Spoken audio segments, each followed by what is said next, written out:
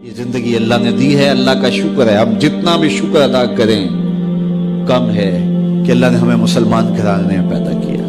یہ اس کا شکر ہے. اللہ نے ہمیں اچھائیوں کی طرف راغب کیا.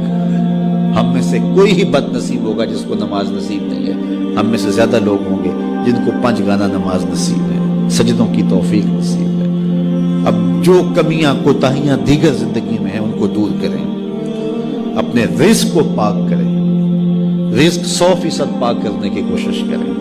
رزق اگر ناپاک ہے تو پھر باطن کبھی روشن نہیں ہو سکتا، باطن میں کبھی بھی اجالے نہیں ہو سکتے اگر رزق پاک نہیں. دعائیں قبول ہی نہیں ہو سکتی اگر رزق پاک نہیں ہے. رسول کریم صلی اللہ علیہ وآلہ وسلم نے ارشاد فرمایا، ایک شخص لمبا سفر کاٹ کے آتا ہے، کعبۃ اللہ کے سامنے کھڑا ہے اور یمد یدیہ، اور اپنے ہاتھ لمبے لمبے کر کے دعا مانگتا ہے اور کیا کہتا ہے؟ اللہ، اے اللہ، وَمَطْعَمُهُ حَرَامٌ وَمَشْرَبُهُ حَرَامٌ وَغُذِّيَ بِالْحَرَامِ.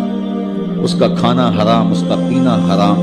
وَمَلْبَسُهُ حَرَامٌ، اس کا لباس حرام، اور اس کو غذا بھی حرام کی دی. جو بدن پلا ہے وہ حرام کی غذاؤں سے پلا ہے. رسول کریم فرماتے ہیں بتاؤ اس کی دعا کیسے ہوگی؟ قبولیت کے لیے شرط ہے کہ رزق پاک، رزق کی پاکیزگی کا خیال رکھیں. والدین کی رضا میں اللہ کی رضا رکھی گئی ہے. اگر والدین راضی نہیں ہیں تو پھر رب کی رضا نصیب نہیں ہوگی. ہاں، صرف والدین اگر اللہ کے حکموں کو توڑنے کا کہیں تو ان کی یہ بات نہیں مانی جائے گی، باقی امور میں ان کی بات تسلیم کی جائے گی. اور ان کی رضا میں اللہ کی رضا چھپی ہوئی ہے. اپنی نظر کی حفاظت کریں. نگاہوں کی پاکیزگی عبادتوں میں سرور کا باعث اور سبب ہے، اور نگاہوں کی غلاظت سے عبادت کا سرور چھن جاتا ہے. دور موجود کے فتنوں میں سے یہ سوشل میڈیا بہت بڑا فتنہ بن کے ہمارے سامنے آیا ہے. بالخصوص نوجوانوں کی زندگی کی ساری لطافتیں چھین لی ہیں، اور جس کے نتیجے کے اندر وہ حقیقی لذت جو عبادات کی، ذکر و فکر کی نصیب ہونی چاہیے تھی، اس سے موجودہ نسل جو ہے وہ بالکل دور ہوگی. انہیں پتہ ہی نہیں ہے کہ سجدوں کا سرور کیا ہوتا ہے، سحری کے جاگنے کا لطف کیا ہے، اللہ اکبر، رب کے حضور آنسو بہانے کا سرور کیا ہے. تو اپنی نظر کی پاکیزگی کا خیال اور لحاظ رکھیں. اس کا نتیجہ یقیناً عبادات کے اندر سرور کی صورت کے اندر برآمد ہوگا.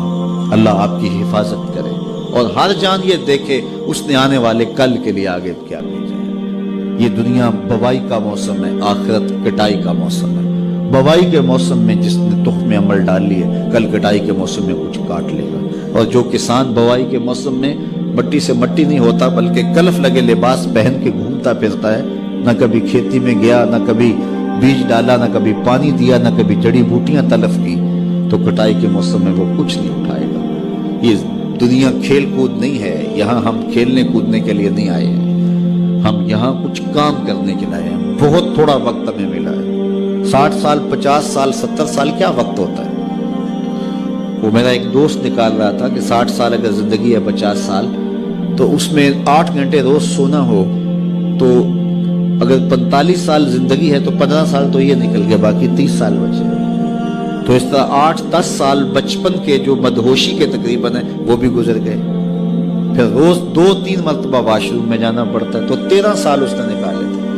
کہ بڑے سال تمہارے پاس ہیں تو 13 سال ہیں. یہ ہے کل ٹوٹل زندگی.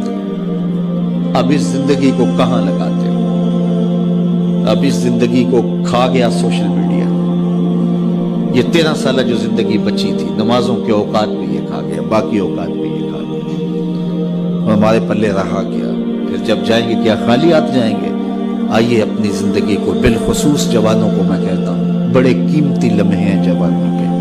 بڑھاپے میں بھی سجدوں کی توفیق مل جائے تو بڑی بات ہے، لیکن جوانی میں جو سجدوں کا سرور ہے وہ بڑھاپے میں نہیں ہے. تہجد کا لطف بڑھاپے میں بھی بہت ہے، لیکن اگر جوانی میں سحری کے وقت اٹھ کے ایک جوان جب بستر کو چھوڑ کر کے مصلی بچھاتا ہے، عرش جھوم اٹھتا ہے.